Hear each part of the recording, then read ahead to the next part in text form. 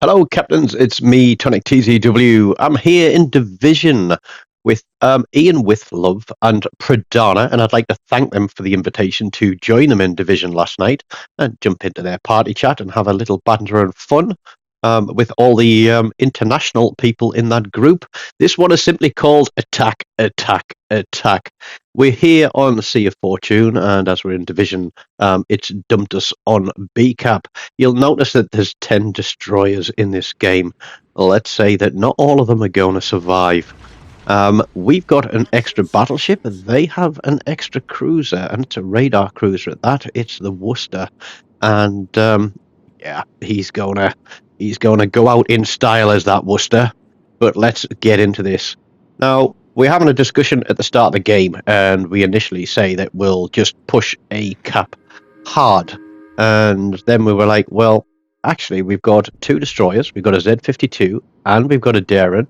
So we've got some good guns. We've got excellent sonar, and we've got the Colbert to back us up. And the Z-52 obviously has its long smoke screens, and I've got my little short smoke screens. So we decided that we are going to push A-cap and try and give our team an early advantage. Across there on Charlie Cap, there are two destroyers and a battleship. I don't know which battleship is, but later on in the game, you'll see that he is going to keep running across the back of the map, away from Charlie, all the way down to A. Now, most people would be very critical of that, but watching the video back, there's a very good reason for it, and I'll see if I can remember to highlight that one when I get to it. But here we are. We're pushing in onto A. Ian is on the cap. His perceptive is telling him that his closest target is to the right. Mine is telling me my closest target is to the left. We know there's a couple of Z-52s out there, so being very wary of long-range sonar ourselves, because that would just light us up like Christmas trees. But pushing into this cap, we're going to get it taken, and then we are going to make a decision to support A.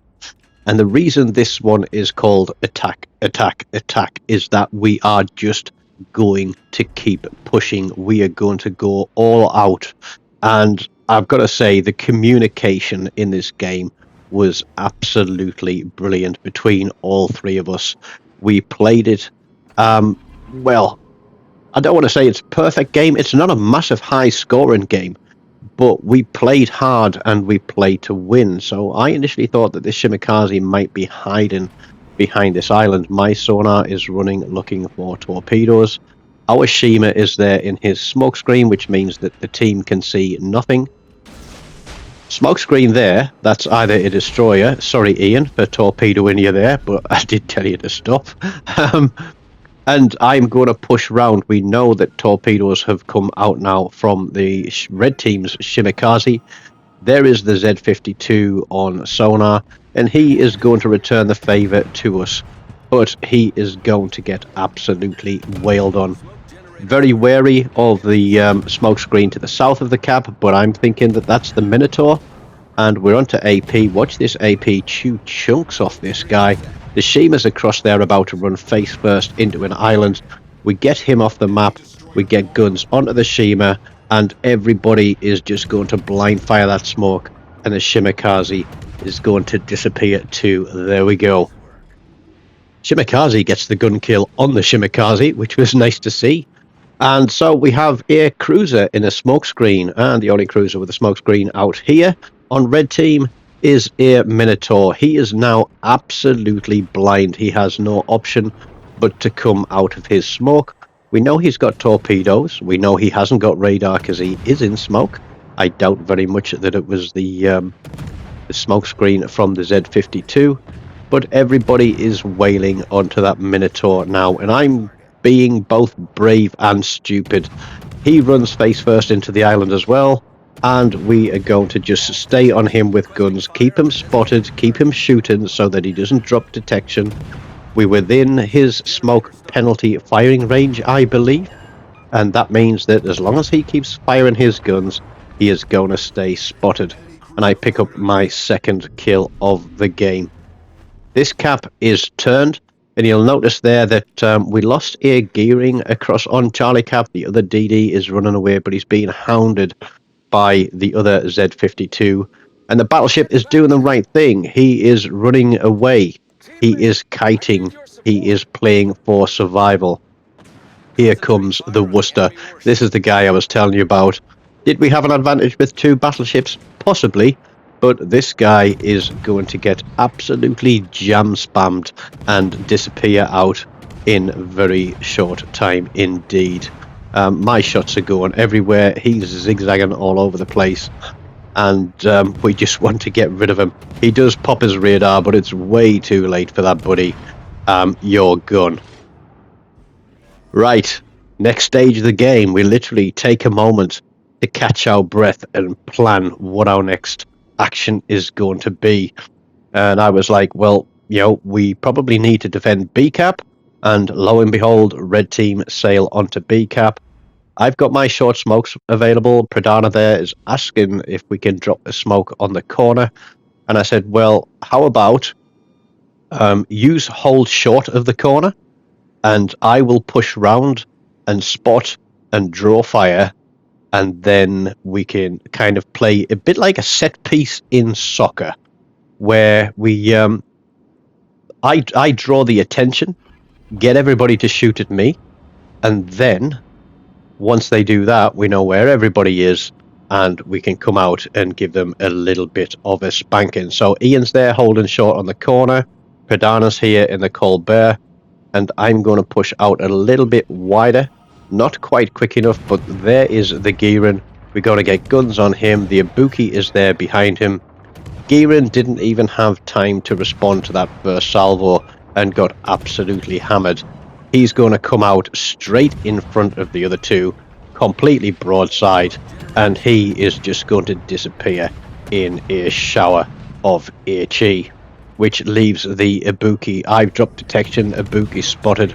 Pradana is going around the corner in the Colbert, absolutely wailing the HE out there. Ibuki turns broadside. He's obviously trying to get torpedoes off, isn't he?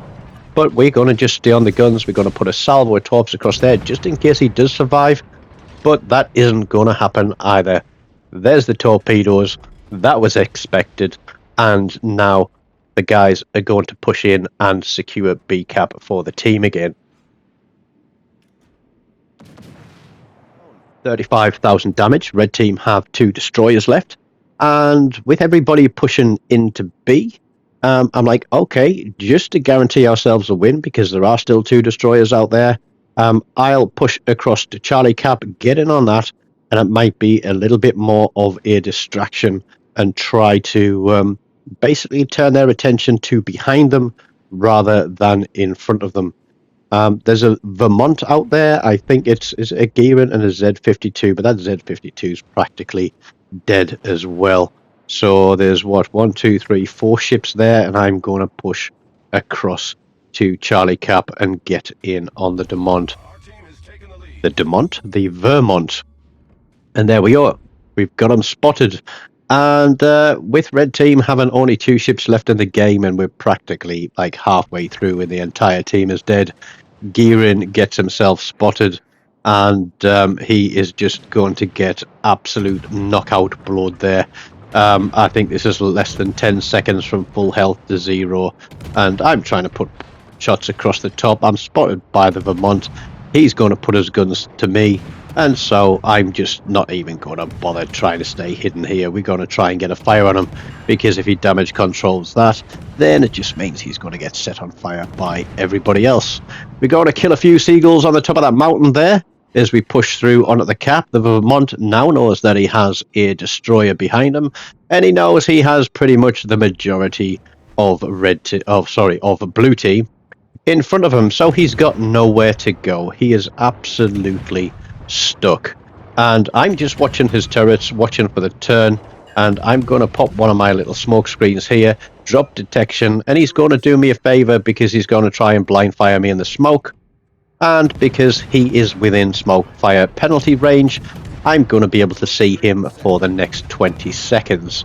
And we're going HE here, we're trying to get the fires, but then I said, I wonder how well my AP will do on this guy. and I'm going to switch to armor piercing. And I was watching the numbers pop up from the hits, and there didn't really seem to be a huge amount of difference between HE and AP on here. But he manages to straight line the torpedoes. And I also didn't realise that Pradana was on 4 kills here, and neither did he, but he was very low health. Because this could have been a cracking game for him had he taken out the Vermont. But as he disappears behind the island, I'm pushing out and somehow managed to land my 3rd kill of the game. So low damage there with 79,500, but we get 3 kills.